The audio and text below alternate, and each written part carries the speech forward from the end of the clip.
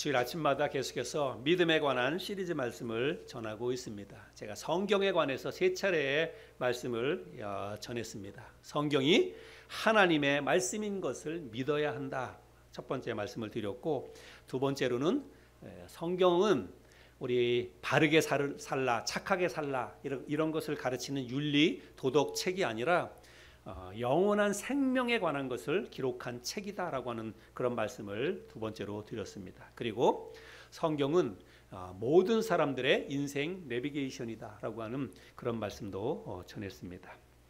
그리고 지난주부터는 이제 하나님에 관해서 말씀을 전하기 시작을 했는데, 지난주에는 하나님은 스스로 계시는 하나님이시다 이런 말씀을 전했죠. 그래서 하나님은 태초부터 스스로 존재하는 분이시라고 말씀을 드렸습니다. 이 세상에 자기 스스로 존재하는 것은 아무것도 없습니다. 오직 하나님 한 분만 스스로 존재하는 분이십니다. 그래서 이것을 프리마 쿠사 제1 존재 원인이다. 그래서 신학적인 그런 용어를 말씀을 드렸죠. 그래서 이 땅에 존재하는 모든 것들은 사실은 하나님에 의해서 시작되었다. 우리 그렇게 믿어야 됩니다. 그래서 하나님께서 이 세상에 있는 모든 것들을, 천지우주 만물을 하나님이 직접 창조하셨다라고 하는 것을 우리가 믿어야 한다. 제가 그런 말씀을 드렸죠.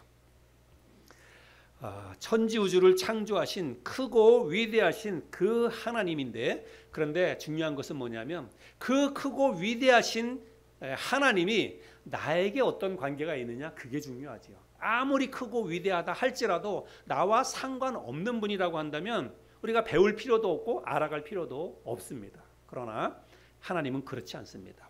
이 천지우주 만물 얼마나 큽니까, 우주가. 그런데 이 천지우주 만물을 만드신 그 창조주 하나님이 나의 삶에 직접적으로 연관이 있다고 하는 것입니다. 그래서 우리가 하나님에 대해서 깊이 있게 알아야 한다는 거지요.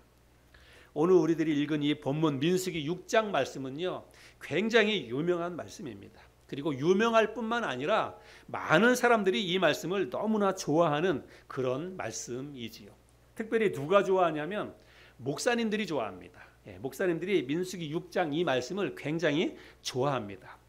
오늘 민수기 6장 22절부터 27절까지를 읽었는데 여러분 가지고 계신 성경책에도 아마 그렇게 되어 있을지 모르겠습니다. 22절 앞쪽에 보면 부제가 달려 있어요. 뭐라고 달려 있냐면 제사장의 축복 이렇게 달려져 있습니다. 그래서 이 본문의 말씀은 제사장이 이스라엘 백성들을 축복해 주는 그런 말씀이라고 제목이 달려 있습니다.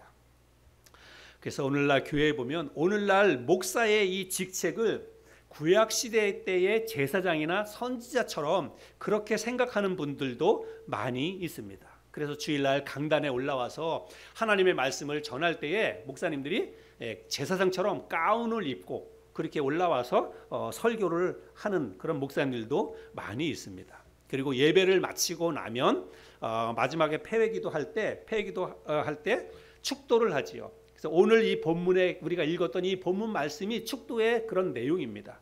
그리고 이 본문 말씀과 더불어서 신약 성경에 고린도후서 13장 13절 말씀이 있는데, 고린도후서 13장 13절 이 말씀을 근거로 해서 손을 들고 목사님들이 이제 예배 끝나고 돌아가는 성도들을 향해서 축도를 하지요. 뭐라고 축도합니까?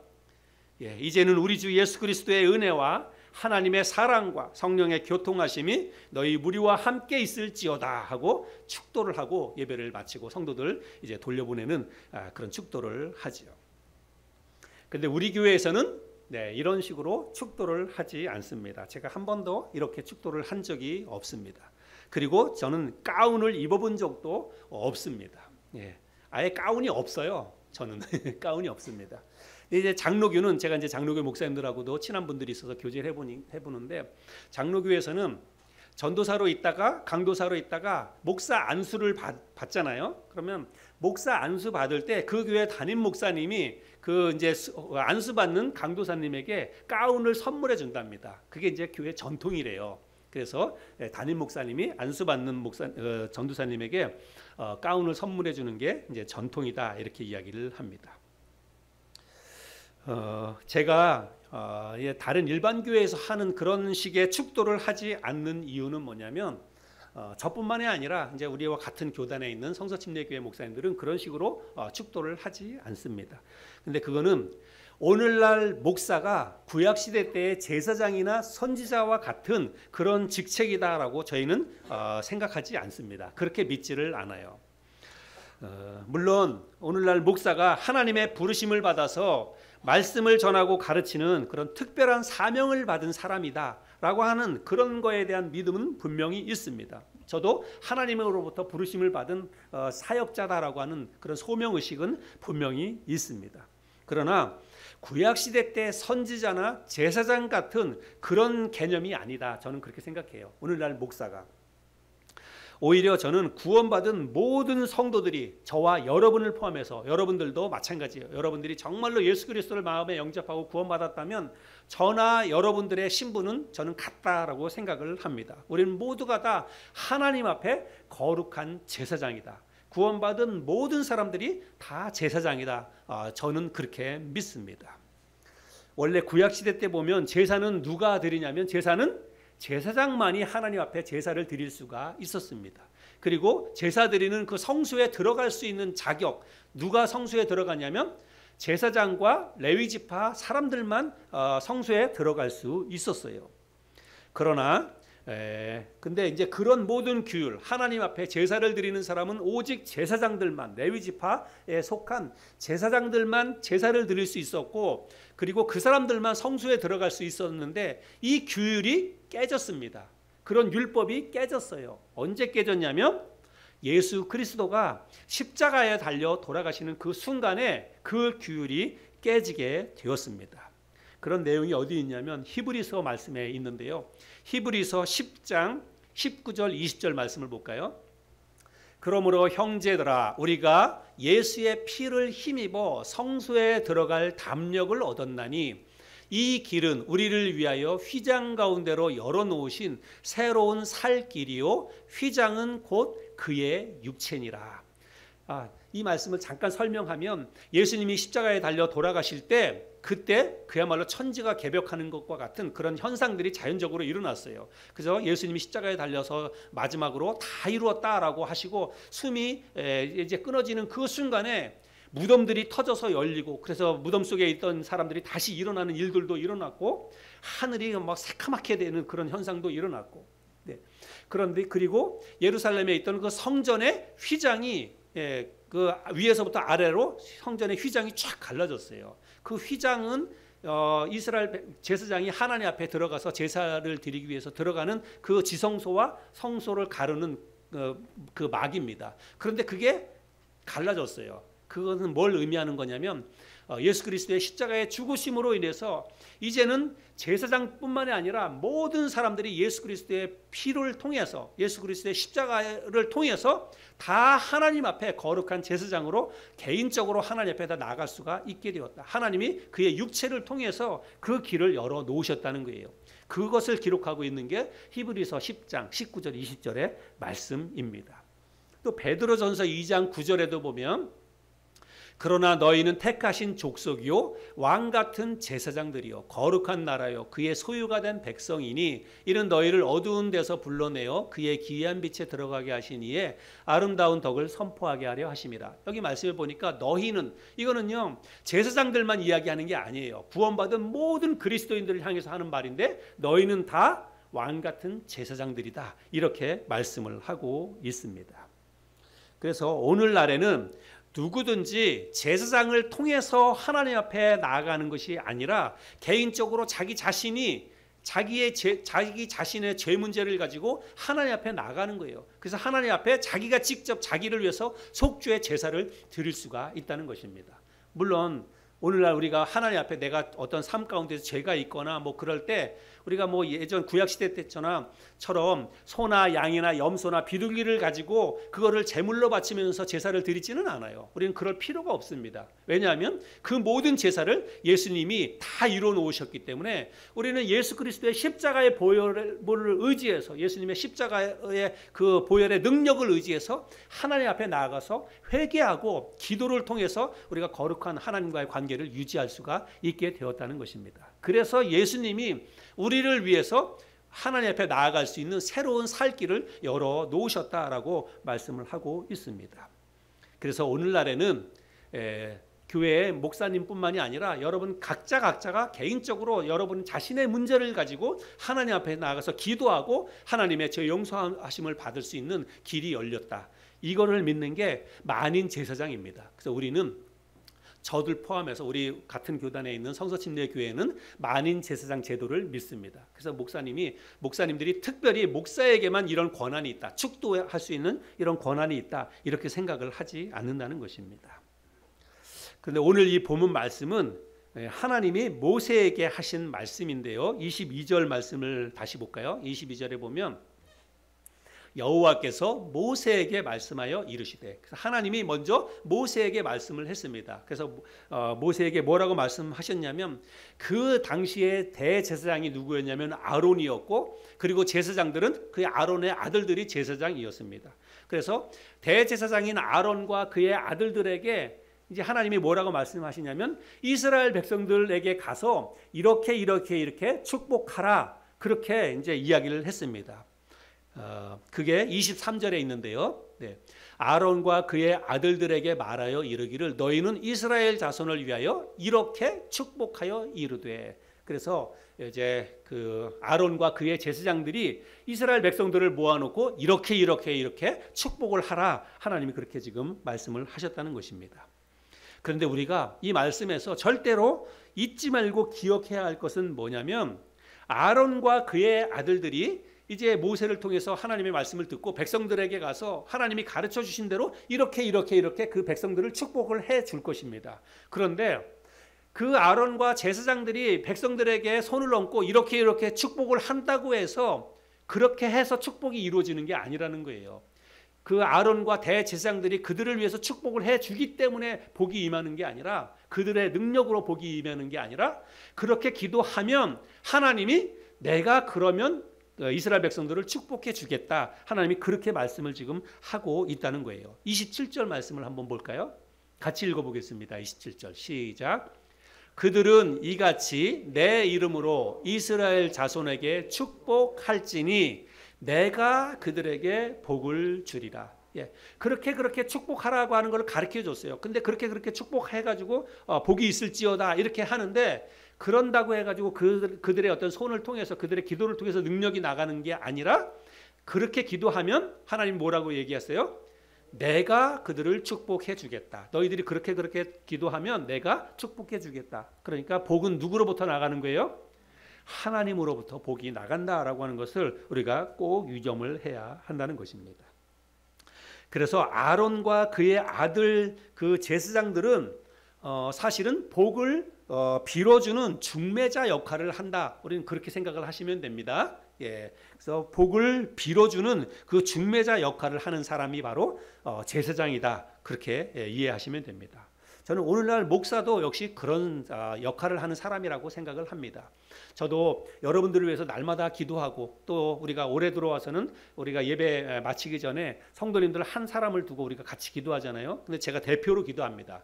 그런데 제가 여러분 성도님들의 어깨에 손을 얹고 기도한다고 해서 저에게서부터 이 성도님에게 뭐 어떤 특별한 능력이 임하거나 뭐 그 어떤 기도한 그런 기도 제목이 뭐 저의 기도를 통해서 다 이루어지거나 그렇다라고 저는 생각 안 해요. 그런 저는 그냥 하나님의 복을 빌어주는 사람입니다. 하나님께서 이 성도님을 축복해 주시도록, 하나님께서 성도님의 가정과 하시는 모든 일들을 복을 주시도록 제가 하나님께 중보 기도를 요청하는 거예요. 그렇게 기도할 때 하나님이 그 성도를 축복해 주신다. 오늘 본문 말씀이 그것을 지금 이야기하고 있다는 사실입니다. 그런데 이거는요, 저만 할 수 있는 일이 아닙니다. 여러분도 누구나 다 그렇게 할 수 있어요. 여러분이 여러분 다른 성도, 옆에 있는 다른 성도를 위해서도 손을 얹고 그렇게 기도할 수 있습니다. 그렇게 복을 빌어줄 수 있어요. 예, 목사와 똑같이 여러분들도 그런 역할을 할 수 있다는 것입니다. 그런데 오늘날 대부분의 교회에서는 사실 그렇게 하지 않습니다. 또 그렇게 잘 믿지 않고 있습니다. 그래서 교회에서 축도, 우리가 아까 했던 고린도후서 13장 13절 그 축도는요, 교회에서 전도사나 강도사는 그 축도 못합니다. 예, 교회에서, 일반적인 교회에서는요 그런 식으로 손을 얹고 마지막에 주 예수 그리스도의 은혜와 또 그 성령님의 교통하심이 모든 성도에게 있을지어다 강도사, 전도사 못해요. 예, 안수받은 목사님들만 할 수 있습니다. 그거를 장로교회 다른 교회에서는 축도권이라고 이야기합니다. 축도할 수 있는 권한, 그거를 이야기하고 있어요. 저는 그거는 성경적이지 않다라고 생각합니다. 누구든지 구원받은 모든 성도는 다른 사람을 향해서 하나님께 복을 빌어달라고, 하나님께서 복을 달라고 기도할 수 있다. 저희는 그렇게 믿어요. 예. 그래서 이제 우리 교회에서는 그와 같은, 다른 교회에서 하고 있는 이와 같은 형식으로 축도는 안 한다는 거 여러분 기억하시면 좋겠습니다. 그래서 목사님 왜 우리 교회는 축도 안 해요? 그렇게 이제 물어보시는 분도 있고 그러는데, 저도 그렇게 해주고 싶은 마음이 많이 있어요. 그리고 여러분들에게 복을 빌어주고 싶은 마음이 많이 있고, 또 그렇게 하고 싶은 생각도 있습니다. 그리고 실제로 형식만 달라서 그렇지 저는 여러분들을 위해서 기도합니다. 폐회 기도할 때 제가 여러분들 한 주간 삶을 하나님께 의탁하고 건강하게 안전하게 믿음으로 잘 살도록 하나님께 의탁하면서 기도하잖아요. 단지 형식이 좀 다를 뿐이지, 그렇게 있을지어다 이런 식으로 선포하는 식으로 축도를 안 해서 그렇지, 축도라고 하는 말이 축복 기도잖아요. 성도들을 위해서 복을 빌어주는 그런 기도는 제가 늘 합니다. 그리고 예배 끝날 때는 특별히 또 그런 간절한 마음을 가지고 그런 기도를 하지요. 단지 형식이 좀 다르다는 거, 그거를 좀 이해하시면 좋겠습니다. 그래서 저한테 장로교에서 똑같이 하는 것과 같은 그런 축도 기도, 축도 왜 안 하느냐, 목사님 그거 해야 되는 거 아니냐, 이상한 교회 아니냐, 그렇게 얘기하지 마세요. 예, 오히려 우리 교회가 더 성경적이다. 저는 그렇게 확신합니다. 오늘 본문 말씀에 보면 세 가지 복을 빌어주라고 그렇게 하나님이 말씀을 하고 있는데요. 어떤 복을 빌어주라고 말씀하고 있는지 이제 하나씩 잠깐씩 살펴보겠습니다. 첫 번째 24절을 볼까요? 24절에 보면 또 같이 읽겠습니다. 시작. 여호와는 내게 복을 주시고 너를 지키시기를 원하며. 그래서 하나님께서 이스라엘 백성들에게 복을 주기를 원하신다. 그렇게 말씀을 하고 있습니다. 여기서 구체적으로 하나님이 주시길 원하시는 복이 무엇인지는 여기에서 구체적으로 밝히고 있지는 않습니다. 그런데 제가 생각해 볼 때는 한 세 가지가 있다고 생각합니다. 그런데 이 세 가지는 우리가 늘 하나님 앞에 바라는 그런 복이라고 여겨져요. 첫 번째는 뭐냐면 장수의 복이라고 생각을 합니다. 장수의 복. 근데 오늘날은 정말 100세 시대가 되었잖아요. 예, 정말 100세 시대를 우리가 살고 있습니다. 그런데 아무리 우리가 100세를 산다 하더라도 건강하지 않은 상태에서 날마다 그냥 시름시름 알아가면서 100세를 산다면 여러분 그게 복일까요? 여러분 그거 복이 아니에요. 예, 건강하지 못한 상태로 늘 병원에서 이게 살아있는 건지 죽어있는 건지도 모를 정도로 그렇게 병원에서 오랫동안 그렇게 누워있는 거는 그게 복이 아니에요. 근데 복이라고 하면 정말로 무병장수, 그게 진짜 복이라고 생각을 합니다. 아마도 하나님께서 빌어주시는, 하나님께서 우리에게 주시길 원하시는 복은 저는 그런 복이라고 생각합니다. 우리에게 무병장수의 복을 주시는 분이 하나님이라고 믿습니다. 그 다음에 또 어떤 복을 하나님이 주시길 원하시냐면 자녀의 복을 주시길 원하실 것 같다. 저는 그렇게 생각합니다. 자녀. 오늘날은 사람들이 무자식이 상팔자다 그런 얘기를 많이 합니다. 자식 때문에 고생도 많이 하고 속도 썩고, 그래서 아마 그런 말들이 나왔을 것 같은데, 근데 사실은요, 여러분 무자식이 상팔자 이거 성경적이지 않습니다. 예, 성경적인 개념은 그렇지 않아요. 오늘날 젊은 사람들은 결혼도 잘 안 하려고 하고 결혼해서도 아기도 잘 안 낳으려고 하고 그러는데, 여러분 이거는 사실은 다 성경적이지 않은 그런 생각입니다. 우리 인간적인 그런 생각으로 하는 생각이에요. 성경에서는 뭐라고 얘기하냐면 생육하고 번성하라 이렇게 말하고 있습니다. 그게 하나님께서 가르쳐 주신, 우리 사람에게 주신 기본적인 그 본분입니다. 그래서 사실은 성경에 보면 많은 자식이 하나님의 큰 축복인 것을 성경에서는 여러 곳에서 말씀하고 있습니다. 자녀 많이 낳아서 잘 기르는 게 그게 하나님이 주신 큰 축복이라고 이야기한다는 거예요. 시편 128편 1절부터 6절까지를 제가 한번 읽어보겠습니다. 여호와를 경외하며 그의 길을 걷는 자마다 복이 있도다. 내가 내 손이 수고한 대로 먹을 것이라. 내가 복되고 형통하리로다. 내 집 안방에 있는 내 아내는 결실한 포도나무 같으며 내 식탁에 둘러앉은 자식들은 어린 감람나무 같으리로다. 여호와를 경외하는 자는 이같이 복을 얻으리로다. 여호와께서 시온에서 내게 복을 주실지어다. 너는 평생에 예루살렘의 번영을 보며 내 자식의 자식을 볼지어다. 이스라엘에게 평강이 있을지로다. 그래서 식탁에 둘러앉은 많은 자식이 하나님이 주신 복이라는 거예요. 우리가 하나님을 경외하고 믿음으로 살면 하나님이 그런 복을 주신다, 이렇게 말씀을 하고 있습니다. 그래서 자녀의 복, 그 다음에 또 하나 하나님이 우리에게 주시길 원하시는 복은 재물의 복입니다. 우리 모두가 다 꿈꾸고 모두가 다 하나님으로부터 받고 싶어하는 그 재물의 복이죠. 잠언 8장 말씀해 보면 잠언 8장 17절 18절 말씀을 볼까요? 나를 사랑하는 자들이 나의 사랑을 입으며 나를 간절히 찾는 자가 나를 만날 것이니라. 부귀가 내게 있고 공의도 그러하니라. 장구한 재물과 그 뒷구절이 끊어졌는데, 하여간 하나님께서 우리에게 많은 재물을 주기를 원하신다. 재물의 복을 주기를 원하신다라고 잠언에서도 말씀을 하고 있습니다. 그래서 하나님께서 우리에게 복을 주시길 원하시는데 적어도 이런 세 가지 정도, 장수의 복과 자녀들의 복과 재물의 복을 하나님이 주기를 원하신다라고 하는 것입니다. 그리고 우리 말씀 이제 22절 24절 읽었는데, 여호와께서는 내게 복을 주시고 너를 지키시기를 원하신다라고 말하고 있죠. 지킨다. 여기 지킨다라고 하는 말은 히브리어로 샤마르라고 하는 단어가 쓰였는데요. 이 샤마르라고 하는 단어는 어떤 뜻이냐면 가시로 울타리를 친다라고 하는 뜻이에요. 가시로 울타리를 친다. 저는 이 가시로 울타리를 친다라고 하는 이 말의 뜻이 어떤 뜻인지 정확히 잘 몰랐어요. 그냥 울타리 하면 저희는 뭐 이렇게 철조망 같은 거 이런 거 생각했는데, 제 친구 목사님 가운데 한 분이 전라도 고흥이 그 고향인 목사님이 있어요. 근데 그 목사님이 어떤 얘기를 해주시냐면, 자기네 시골 마을에 가면 탱자나무가 있대요. 탱자나무. 근데 그 탱자나무를 가지고 울타리를 만든다는 것입니다. 울타리를 탱자나무로 했대요. 근데 그 탱자나무로 울타리를 쳐놓으면 어떤 짐승도 집 안으로 들어오질 못한답니다. 그래서 저는 그 탱자나무를 저는 한 번도 본 적이 없어요, 직접.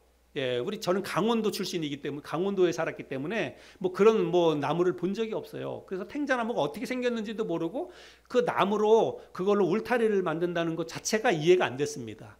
그래서 근데 그 목사님만 얘기만 듣고, 근데 제가 이 설교 준비하다가 가시로 울타리를 친다, 그게 하나님이 우리를 지켜주신다는 뜻이거든요. 그게 무슨 의미일까 생각하다가 이게 생각이 났어요, 탱자나무가. 그래서 한번 제가 인터넷을 통해서 찾아봤더니요, 한번 보여드려 볼게요, 그림으로. 자, 이게 일단 탱자입니다. 탱자 열매 맺힌 거, 귤보다 작은 거, 아주 신 거, 탱자나무인데, 이 탱자나무 겉으로 볼 때는 잘 몰라요. 그러나 한번 또 자세히 보겠습니다. 이렇게 보면 줄기가 아주 드센 줄기가 있고요. 그 다음에 가시들이 막 생겨났어요. 그 다음에 또 한번 보여줄까요? 여러분 저쪽 오른쪽에 보세요. 저 가시나무예요. 완전 가시나무. 그래서 저게요, 이 가시가 잘 꺾이지도 않는답니다. 저거 한번 찔리고 그러면 굉장히 아프기도 하고 오래 깊이 박히고 그런다는 거예요. 저런 나무로 울타리를 쳐놓으면 여러분 저기에 짐승들이 뭐가 들락날락 할 수가 있겠습니까? 그렇죠? 야생 짐승들이 여기에 얼씬도 못하죠. 저 가시 때문에. 그래서 가시로 울타리를 친다라고 하는 의미가 무엇인지 제가 잘 이해를 할 수 있었습니다. 여러분, 가시로 울타리를 친다는 것은 사나운 맹수나 짐승으로부터, 그리고 악한 사람들로부터 우리를 안전하게 지켜주시고 보호해 주신다는 그런 의미입니다. 하나님이 우리를 그렇게 돌봐주시기를 원하신다라고 이야기하는 거죠. 예전에는 페이스북이라 그랬는데 지금은 이제 페이스북이 메타가 됐죠. 그래서 페이스북 메타의 창업주 CEO가 마크 저커버그라고 하는 사람인데, 이 사람은요, 자기 가족들을 그 가족들의 경호비로 1년에 300억 가량을 쓴답니다. 자기 가족들의 경호비로. 물론 이제 그런 나라에서는 총기 사고도 일어나고 그러니까 가족을 지키기 위해서 경호원을 따로 두고, 그러니까 가족들 어디 갈 때마다 이제 안전하게 가이드해주고 그런 역할을 하는 거죠. 그 비용으로 자기 가족을 지키기 위해서 한 달에 1년에 300억을 쓴답니다. 근데 여러분, 우리는 이런 경호비를 쓰지 않고도 하나님이 우리를 늘 지켜주시고 늘 안전하게 우리를 보호해 주신다는 사실입니다. 이러면 여러분 얼마나 감사합니까? 그렇죠? 네. 시편 121편 3절부터 8절까지 보면, 여호와께서 너를 실족하지 아니하게 하시며 너를 지키시는 이가 졸지 아니하시리로다. 이스라엘을 지키시는 이는 졸지도 아니하시고 주무시지도 아니하시리로다. 여호와는 너를 지키시는 이시라. 여호와께서 내 오른쪽에서 내 그늘이 되시나니 낮의 해가 너를 상하게 하지 아니하며 밤의 달도 너를 해치지 아니하리로다. 여호와께서 너를 지켜 모든 환난을 면하게 하시며 또 내 영혼을 지키시리로다. 여호와께서 너의 출입을 지금부터 영원까지 지키시리로다. 여러분 너무 감사하지요? 예, 하나님은 우리를 밤잠도 주무시지 않고 우리를 늘 지켜주신다고 약속하고 있습니다. 그래서 하나님이 우리에게 이런 복을 주시길 원하신다는 거예요. 자, 그 다음에 25절 말씀에 보면 두 번째 하나님이 주시길 원하시는 복이 있는데 25절 말씀도 다시 같이 한번 읽겠습니다. 시작. 여호와는 그의 얼굴을 내게 비추사 은혜 베푸시기를 원하며. 하나님이 우리에게 얼굴을 비춰주신다 이렇게 말하고 있습니다. 근데 이거는 우리가 실제로 하나님이 실제로 얼굴을 우리에게 비춰주신다 그런 의미는 아닙니다. 예, 하나님은 우리처럼 이런 육신을 가지고 있는 분이 아니에요. 하나님은 영적인 존재입니다. 그래서 우리처럼 이런 뭐 얼굴을 가지고 있거나 그런 분이 아닙니다. 그런데도 여기 성경에서는 하나님이 얼굴을 우리를 향해서 두셨다. 우리를 그 얼굴을 비춰주신다. 이 말은 뭐냐면 깊은 관심을 가지고 우리의 삶을 보살펴 주신다. 그런 의미입니다. 우리에게 깊은 관심을 가지고 우리의 삶을 주목하신다. 그런 의미입니다. 그리고 여기에 은혜 베푸시기를 원한다라고 말하고 있는데 여러분 은혜라고 하는 단어의 뜻을 알죠? 예. 은혜라고 하는 말은 히브리어로 헨이라고 하는 단어인데 이 헨이라고 하는 히브리어 단어는 하난이라고 하는 동사에서 파생된 단어입니다. 하난. 근데 이 하난이라고 하는 단어는 어떤 뜻이냐면 윗사람이 아랫사람에게 그 상체를 이렇게 기울인다라고 하는 그런 의미입니다. 예. 그 나이가 많은 사람이 연세가 높으신 분이 그 아랫사람을 향해서 이렇게 관심을 가지고 이렇게 상체를 이렇게 숙이는 거. 예, 이게 바로 하난이라고 하는 뜻입니다. 그래서 은혜라고 하는 단어의 이 뜻은 뭐냐면 높은 데 있는 자가 낮은 데 있는 자에게 베푸는 호의. 이게 바로 은혜의 뜻입니다. 받을 자격이 없는 자에게 거저 주어지는 하나님의 호의, 하나님의 선물. 여러분 이게 바로 은혜의 뜻이라고 하는 것입니다. 여러분 우리는 하나님의 은혜를 받을 자격이 없는 사람들이에요. 그럼에도 불구하고 하나님이 우리를 향해서 상체를 깊이 숙이시고 우리를 향해서 얼굴을 이렇게 향해서 내미시면서 우리에게 은혜를 베푸시기를 원하신다는 것입니다. 여러분 얼마나 감사합니까? 늘 우리의 삶에 하나님께서 얼굴을 향하시고 또 관심을 기울이시고 우리를 돌봐주시는 그 하나님의 사랑을 여러분 잊지 말고 기억할 수 있기를 바랍니다. 마지막 26절 말씀에서 세 번째 복을 또 이야기하고 있는데요. 26절도 또 읽어보겠습니다. 같이 읽겠습니다. 시작. 여호와는 그 얼굴을 내게로 향하여 드사 평강 주시기를 원하노라 할지니라. 여기 말씀해 보니까 평강을 주시기를 원한다라고 말하고 있는데 평강이라고 하는 말의 뜻은 평화 혹은 평안 다 같은 의미의 뜻입니다. 평강, 평안. 예. 이 단어는 히브리어로는 샬롬이라고 하는 단어가 쓰였어요. 여러분 샬롬이라고 하는 말 많이 들어봤죠? 예, 우리가 인사하고 그럴 때 샬롬 이렇게 인사도 하는데 평안하기를 바랍니다. 우리는 이제 주로 안녕히 계세요 이렇게 이야기하잖아요. 샬롬하고 같은 뜻이라고 이해하시면 되겠습니다. 근데 우리가 24절에서도 하나님이 복을 주시길 원하신다 그랬는데 24절에서 말씀하고 있는 복은 주로 육체적인 복 혹은 물질적인 복입니다. 재물의 복, 뭐 어떤 장수의 축복, 건강의 복 이런 게 다 물질적인 육체적인 그런 복이라고 한다면 샬롬이라고 하는 것은 내적인 복을 의미하는 거예요. 예, 그렇죠? 우리의 내적인 복, 마음의 복을 이야기하는 것입니다. 마음의 평안, 예, 마음의 평강 이것을 이야기하는 거예요. 근데 여러분 물질적이고 육체적인 복이 더 크고 중요할까요? 아니면 마음의 복이 더 크고 중요할까요? 진짜예요? 실제로 그렇게 생각 안 하잖아요. 돈이 더 중요하잖아요. 건강이 더 중요하잖아요. 예. 근데 실제로 우리가 마음의 복이 더 중요하다라고 말은 하는데 실제로는 돈이 더 중요하게 우리가 여기고 살아가는 것 같아요. 근데 여러분 정말 잘 생각해 보면 돈보다 어쩌면 뭐 자녀들 잘 되는 거, 돈 많이 있는 거, 건강한 거 여러분 이것보다 사실은 마음의 복이 훨씬 더 중요합니다. 그리고 훨씬 더 가치가 있는 것이다. 그렇게 우리는 생각을 할 수가 있습니다. 왜 그런 거 하면 아무리 돈이 많아도 아무리 자식들이 많아도 여러분 마음이 편하지 않으면 그거 다 소용없어요. 오히려 그런 게 다 걸리적거리는 게 되는 것이고 더 무거운 짐이 되는 것입니다. 내 마음이 편치 않으면. 그래요, 안 그래요? 진짜 그렇습니다. 마음이 평안한 게 굉장히 중요하다라고 할 수가 있습니다. 잠언 17장 1절 말씀해 보면 마른 떡 한 조각만 있고도 화목하는 것이 제육이 집에 가득하고도 다투는 것보다 나으니라. 여러분 그렇죠?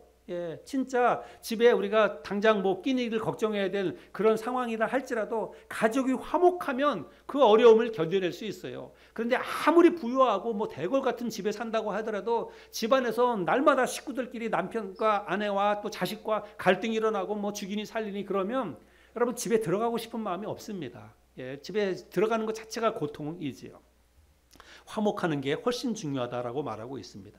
또 잠언 17장 22절에도 마음의 즐거움은 양약이라도 심령의 근심은 뼈를 마르게 하느니라. 여러분 이 성경 말씀 너무나 맞는 말씀이지요. 내 마음에 근심이 있으면 여러분 정말 살이 쪽쪽 빠져요. 잠도 못 자고 그러면 금방 뼈로 마르지요. 그래서 우리 이 샬롬이 너무 중요하다라고 하는 것인데 하나님께서 우리에게 평강을 주시기를 원하신다. 평강의 복 주시기를 원하신다라고 말씀을 하고 있습니다. 그래서 하나님은 아론과 그 아들 제사장들에게 이스라엘 백성들에게 이렇게 축복하라는 거예요. 제가 지금 말씀드렸던 세 가지 이런 복을 빌어주라. 그러면 내가 그들에게 그 복을 주겠다. 하나님이 말씀을 하고 있습니다. 자, 오늘 이 말씀을 통해서 우리는 하나님이 오늘날 우리에게는 어떤 분이신지를 우리가 조금 생각해 보았으면 좋겠습니다. 결론적으로 말씀을 드리냐면 하나님이 우리에게 어떤 하나님이냐면 하나님은 우리들에게 항상 은혜 베푸시기를 원하시는 하나님이다라고 하는 거예요. 뭐라고요? 은혜 베푸시기를 원하시는 하나님이다. 우리가 하나님을 보통 우리가 뭐라고 부르냐면 하나님 아버지 이렇게 부르죠. 하나님 아버지 이렇게 부릅니다. 그런데 그거는요 그냥 우리가 습관적으로 혹은 그냥 뭐 호칭만 그렇게 하나님 아버지 이렇게 부르는 게 아니에요. 실제적으로 내가 예수 그리스도를 마음속에 믿기로 결단하는 순간에 예수 그리스도를 마음속에 믿고 예수님을 영접하는 그 순간에 하나님이 나의 아버지가 되는 것입니다. 여러분 이건 그냥 목사인 제가 하는 말이 아니에요. 하나님의 말씀인 성경에 그렇게 기록되어져 있습니다. 우리 요한복음 1장 12절 말씀인데 같이 읽어볼까요? 시작. 영접하는 자 곧 그 이름을 믿는 자들에게는 하나님의 자녀가 되는 권세를 주셨으니 내가 예수 그리스도를 마음속에 믿고 영접하고 받아들이면 하나님의 자녀가 되는 권세를 누가 주는 거예요? 하나님이 주는 거예요. 네가 내 아들 예수 그리스도를 믿었구나. 그러면 내가 이제부터는 너를 내 아들로 삼아주마. 하나님이 그렇게 말씀을 하신다는 것입니다. 또 갈라디아서 4장 6절에도 보면 너희가 아들임으로 하나님이 그 아들의 영을 우리 마음 가운데 보내사 아빠 아버지라 부르게 하셨느니라. 그래서 우리가 하나님을 아버지라고 부르는 것입니다. 아빠 아버지 이렇게 부르게 됐다라고 하는 거예요. 근데 우리 사람들마다 여러분 아버지에 대한 기억, 아버지에 대한 인상이 다 다르지요. 그렇죠? 여러분들 아버지, 내 아버지 하면 여러분 마음속에, 여러분 머릿속에 어떤 생각이 가장 먼저 떠오릅니까? 어떤 사람들은 아버지 하면 그저 무섭고 두려운 이미지가 먼저 생각나는 그런 사람들이 있을 것입니다. 또 아버지 하면 우리 아버지는 굉장히 차갑고 무뚝뚝하고 또 집안일에 대해서는 무관심했던 그런 아버지로 머릿속에 기억이 되고 있는 그런 분들이 아마 있을지 모르겠어요. 근데 또 어떤 사람은 반대로 다정다감한 아버지, 우리 아버지는 정말 다정다감했다. 우리 아버지는 늘 우리 가족을 위해서 희생하는 고마운 아버지다. 그렇게 마음속에 따뜻한 이미지가 생각나는 그런 분들도 있을 것입니다. 여러분은 아버지에 대해서 어떤 인상을 가지고 있습니까? 저는 5남매 가운데 제가 막내로 자랐거든요. 막내. 그래서 저는 아버지에 대해서 어머니에 대해서 그렇게 안 좋은 기억은 별로 없습니다.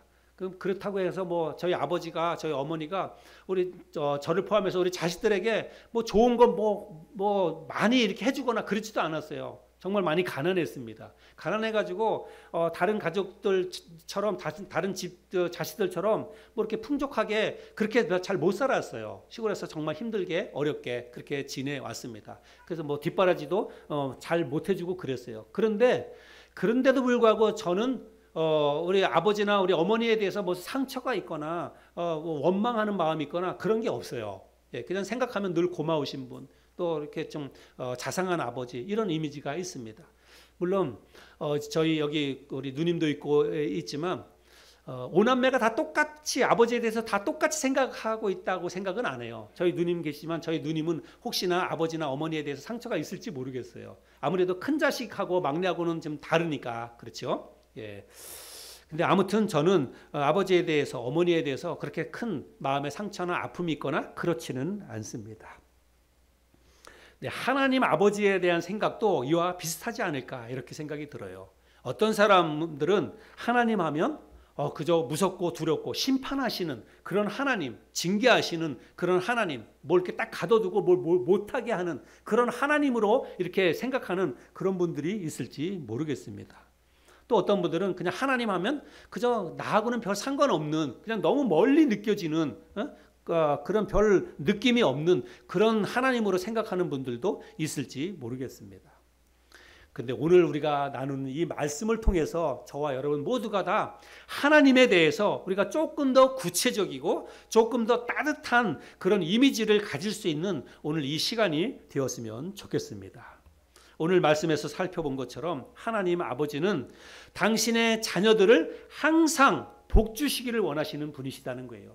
당신의 사랑하는 자녀들에게 항상 은혜 베푸시기를 원하시는 분이 우리가 믿는 우리 하나님 아버지라고 하는 사실입니다. 그래서 하나님은 항상 그의 얼굴을 우리를 향하고 우리를 주목하시고 우리를 향해서 얼굴을 들고 계십니다. 여호와는 내게 복을 주시고 너를 지키시기를 원하며 여호와는 그의 얼굴을 내게 비추사 은혜 베푸시기를 원하며 여호와는 그 얼굴을 내게로 향하여 드사 평강 주시기를 원하노라. 여러분 얼마나 따뜻하고 얼마나 인자하시고 좋으신 하나님 아버지입니까? 어쩌면 그런데 우리 가운데 실제로 아버지에 대한 사랑을 많이 받아보지 못한 그런 분들이 있을지 모르겠어요. 어려서부터 지금까지 지내면서 물론 아버지가 돌아가시거나 부모님이 돌아가시거나 그랬을지 몰라도 아버지에 대해서 큰 사랑을 받지 못하고 지내오신 분들이 우리 가운데 어쩌면 많이 있을지 모르겠습니다. 아무래도 뭐 저희 세대만 하더라도 그냥 먹고 사는 게 힘들다 보니까 자식들까지 알뜰하게 뭐 살뜰하게 챙기기가 부모님 세대에서는 정말 힘들고 어려웠으리라고 생각이 들어요. 그래서 아버지 하면 그렇게 썩 좋은 그런 인상, 좋은 이미지를 갖고 있지 못한 그런 분들이 있을지 모르겠습니다. 그러나 지금까지 살아오면서 내가 아버지의 사랑을 많이 받아보지 못했다 그런 분들이 계시다면 여러분 이제 하나님 아버지로부터 이 받은 많은 사랑을 좀 받아 누릴 수 있는 그런 여러분들이 되었으면 좋겠습니다. 육신의 아버지는 뭐 이미 돌아가셔서 안 계시고 또 계신다 할지라도 나에게 해주실 수 있는 것들이 뭐 제한적이지 않습니까? 그런데 하나님 아버지는 그렇지 않다는 거예요. 그리고 하나님 아버지는 우리가 잘 몰라서 그렇지 하나님 아버지는 정말로 따뜻한 분이에요. 정말로 인자하심이 풍성하시고 그리고 사랑이 넘치시는 항상 우리를 잘 대해주시고 뭐든지 다 해주기를 원하시는 분이 바로 우리가 믿고 있는 내가 믿고 있는 하나님 아버지라고 하는 사실들을 오늘 이 시간 꼭 기억했으면 좋겠습니다. 우리 딸도 있고 아들도 있는데 저는 지금도 우리 딸 유리와 다우리가 성인이 되었고 뭐 결혼할 나이가 되었고 그렇지만 지금도 저는 뭐든지 아이들에게 지금 다 해주고 싶은 그런 마음이 있어요. 정말 뭐 힘써서 뭐 하나라도 정말 더 해주고 싶은 그런 마음이 계속해서 있습니다. 진짜로. 그런데 마음뿐이지 못 해주는 게 더 많아요. 예, 진짜로 마음은 있는데 못 해주는 게 더 많아요. 왜냐하면 그냥 능력이 한계가 있으니까. 예, 뭐 가진 것도 한계가 있으니까. 그런데 여러분, 우리 하나님 아버지는 그렇지 않다는 것입니다. 하나님 아버지는 뭐든지 다 해줄 수 있는 전능하신 하나님이십니다. 그 하나님이 바로 내가 믿는 하나님이고 나의 아버지예요. 여러분, 그 아버지 하나님을 여러분 오늘 확신하시기를 바랍니다. 내가 믿고 있는 하나님, 내가 믿고 섬기는 나의 아버지 하나님은 내가 원하는 모든 것을 다 해주실 수 있는 분이시고, 그 어떤 위험한 일들로부터 나를 안전하게 지켜주시고 나를 보호해 주실 수 있는 능력의 하나님이라고 하는 사실입니다. 로마서 8장 38절 39절에 보면 내가 확신하노니 사망이나 생명이나 천사들이나 권세자들이나 현재일이나 장래일이나 능력이나 높음이나 깊음이나 다른 어떤 피조물이라도, 자, 우리 그 다음에 같이 한번 읽겠습니다. 우리를부터 시작. 우리를 우리 주 그리스도 예수 안에 있는 하나님의 사랑에서 끊을 수 없으리라. 이 세상에 있는 그 어떤 세력도 우리를 예수 그리스도 안에 있는 하나님의 사랑에서 우리를 끊을 수 없다라고 말하고 있습니다. 그 어떤 악한 세력도 우리를 하나님의 사랑에서 끊을 수 없다라고 말하고 있어요. 하나님이 우리를 그렇게 지켜주시고 그렇게 돌보아 주신다는 뜻이지요. 오늘 우리는 하나님이 당신의 자녀들을 얼마나 사랑하고 계시는지를 살펴보았습니다. 하나님은 당신의 자녀들에게 복을 주시고 은혜를 주시고 평강을 주시기를 원하시는 분이십니다. 이렇게 따뜻하고 이렇게 인자하신 좋으신 하나님이 나의 아버지고 우리의 아버지라고 하는 사실들은 여러분 마음속에 확신하시고 그 하나님의 사랑 안에서 늘 기쁘게 늘 감사하게 하루하루를 평강 가운데 살아갈 수 있는 저와 여러분 모두가 될 수 있기를 바랍니다.